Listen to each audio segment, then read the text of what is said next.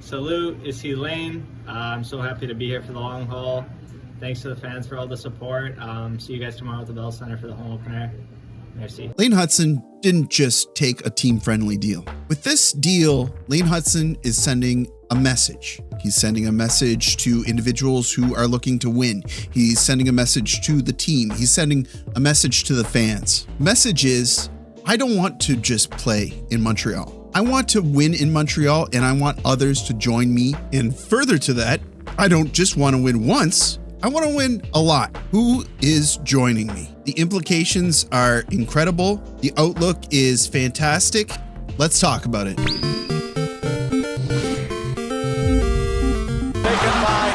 He sends it in, just missed hitting the chicken. It was announced today, Thanksgiving Day in Canada, that Lane Hutson has signed an 8-year extension, coming in at about $8,850,000 AAV. Well, as you can imagine, that was pretty good news today. It was a lot to be thankful for, and Habs social media has been just glowing today. But I wanted to talk about the implications here, about what this could mean, and looking into the future a little bit. Before we get into that, can you do me a favor? Consider subscribing if you're a Habs fan, if you're a hockey fan. We're getting real close to 17,000 subscribers. That is huge. Thank you so much for all of your support. Thanks for hitting that like button as well and hyping the videos. We're on that hype list like 5 or 6 times. I think we're currently number 2 overall. I can't thank you guys enough. So as I was saying, the implications to this is huge. If Hutson's contract started today, it would take up about 9.3% of the entire salary cap, which is already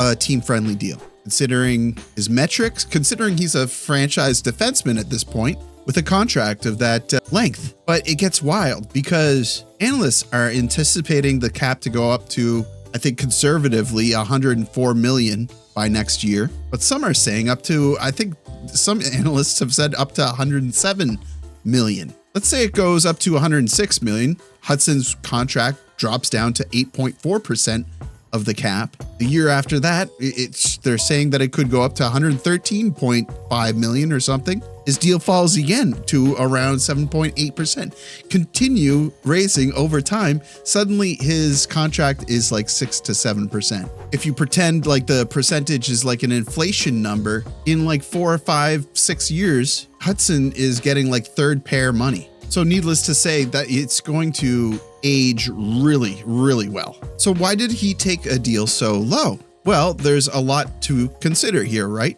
His peers, his captain, the new acquisition, Noah Dobson. There is some optics that Hutson might have wanted to fall within in order to come out of this looking the best he could. But when you're dealing with agents, that means a lot of nothing. An agent does not want to take a deal that is considered one of the best deals in the NHL. I guarantee that Connor McDavid's agent was not too happy about his current contract signing, but we all know why Connor McDavid took a contract like that. He wants to win. It's the same with Hutson, and you know it. Every time he talks to the media, it could be a question about his favorite breakfast cereal. And he'll say, well, I eat Weetabix because I just want to perform the best that I can on the team. It's all for the team. I do this for the team. I'm living for the team. Kind of that I have belief that, we aren't far off from being a team that can be, a Stanley Cup championship team and,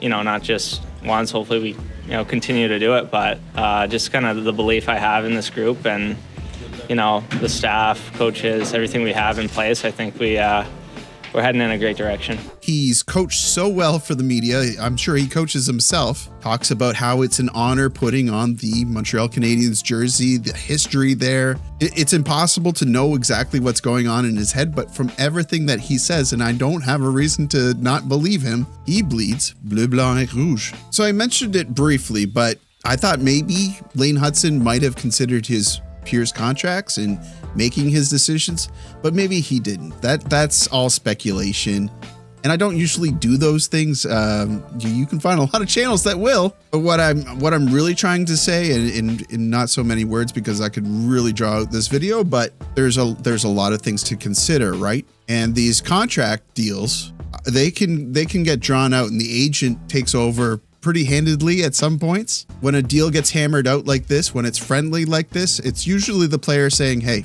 let's figure this out. I'm going to say a number and let's just go with that. So I do kind of feel like that's what happened here. And really, it's a great number. It's a great number for player and for team, because I can bet you those special players like Lane Hutson, who early in their career got a dump truck of money dropped off at their front door and locked up for a long time. There are some players like maybe Connor McDavid, for example, who said, dang, maybe if I had just taken, $4 million less, and that's a pretty big stretch, but maybe if I had just taken a little bit less, I don't know, maybe we could have gotten an extra grinder for a playoff run. Maybe we would have had what we needed to get there, And do you want to have that on your mind as a player that puts winning above everything else? So I don't think there's even a shot that Hutson will ever regret this. But again, getting back to the contracts of his peers, Guhle,